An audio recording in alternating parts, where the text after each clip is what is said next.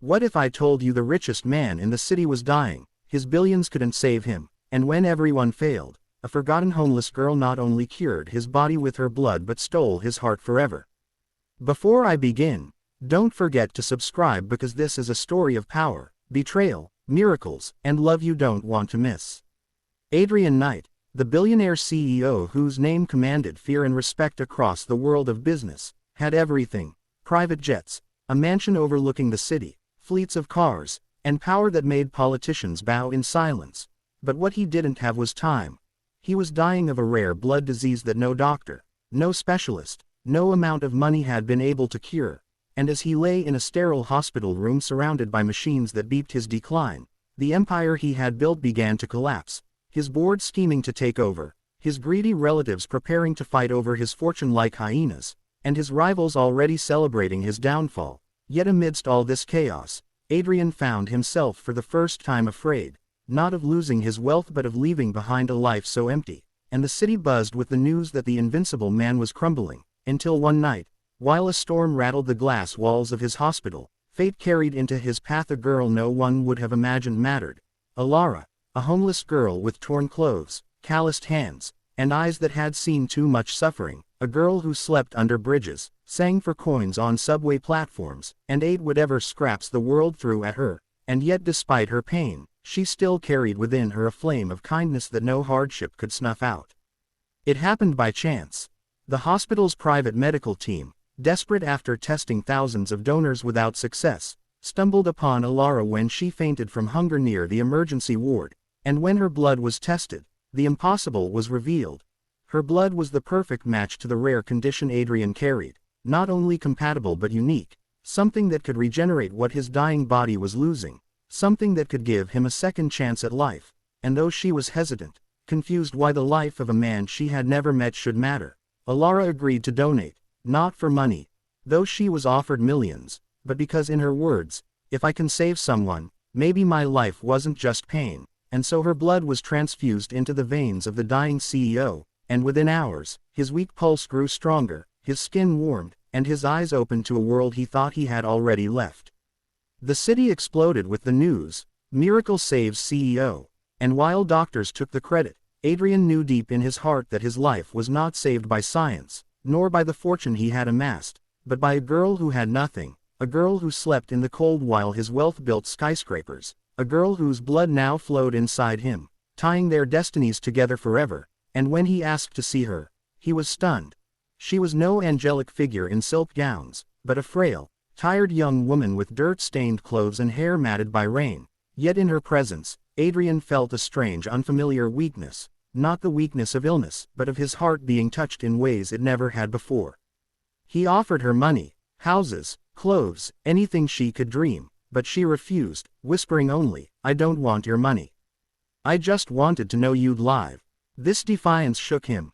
Adrian was used to people kneeling for his wealth, begging for crumbs, yet here was someone who walked away from his billions as if they meant nothing, and that indifference lit a spark of curiosity inside him. He began to search for her, ordering his men to find where she stayed, and when they returned with the truth, that she was an orphan abandoned as a child, that she had lived her whole life unwanted, surviving the streets, singing in alleys, feeding stray dogs because she couldn't bear to see them starve. Adrian felt shame for the first time, shame that his empire had never noticed the invisible ones like her. Days turned into weeks as he recovered, and he sought her out, sometimes under the disguise of an ordinary man without guards or suits, walking through alleys just to see her. Slowly, he began speaking with her, sharing pieces of his life not even his closest advisors knew, and she, though cautious, began to tell him of her world. The cold nights, the betrayals, the small joys she found in music and stars. Somewhere between those conversations, something shifted. The billionaire who once thought love was a distraction, who once dated models and celebrities without feeling anything, now found himself awake at night thinking of the girl who refused his fortune but gave him her blood, her strength, her unbreakable spirit. But as their bond grew, so too did the danger. His board of directors, furious at his slowing return to the office, whispered rumors that Adrian had lost his mind, that a mere homeless girl was influencing him. His family, greedy cousins and uncles, saw Alara as a threat, fearing Adrian might leave her his fortune. The media, smelling scandal, began to hound her, painting her as a gold digger. One night, men even tried to abduct her, hired by those who wanted her gone, but Adrian, discovering the plot, risked his life to protect her, standing before her with the same body that only weeks ago was too weak to walk, now fueled not only by her blood but by the love she had unknowingly planted in him. The climax came when Adrian collapsed again during a press conference, and doctors revealed his condition, though improved, still required ongoing transfusions, something only Alara could provide. His enemies saw this as weakness, a reason to remove him from power, but Adrian shocked the world when, instead of hiding her, he walked onto the stage holding her hand, declaring, "This woman didn't just save my life.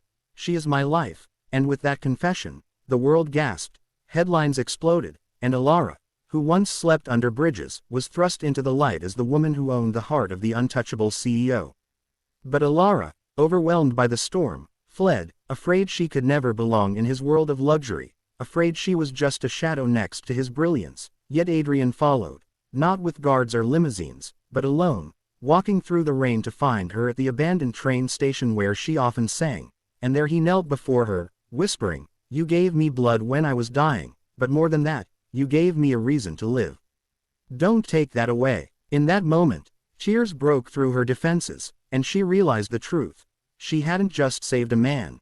She had found the one person who saw her not as a burden, not as invisible, but as his heart's answer. Their story didn't end with wealth or crowns, but with two souls who had nothing in common except a bond written in blood and destiny, and as Adrian rebuilt his life, he rebuilt hers too, not by turning her into someone else, but by giving her a home, a family, and a love story that made the entire world believe in miracles. For in the end, it wasn't the billions that saved Adrian Knight, it was the heart of a homeless girl, who cured not just his body, but the emptiness of his soul, and in stealing his heart, she became the richest woman alive, not in money, but in love.